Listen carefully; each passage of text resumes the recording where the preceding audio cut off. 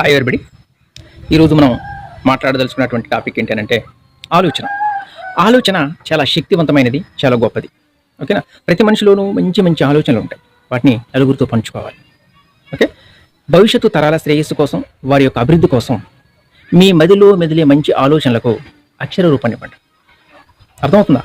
అక్షర రూపాన్ని మీరు ఇచ్చినట్లయితే రేపు వారు నడిచే మార్గానికి ఒక్కొక్క అక్షరం దీపమై వెలుగునిస్తుంది.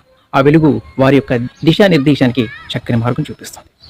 ఓకే? భవిష్యత్తు తరాలు బాగుంటాయి, బాగుపడతాయి. అర్థమవుతుందా?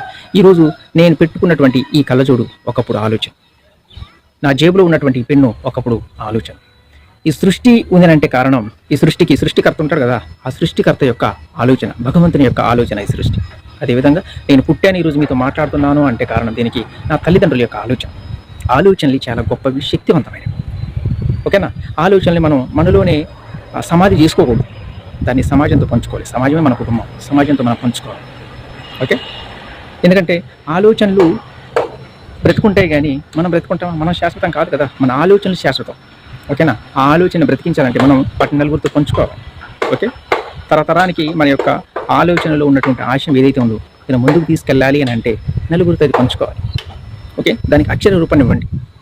అర్థమవుతుందా? Thank you.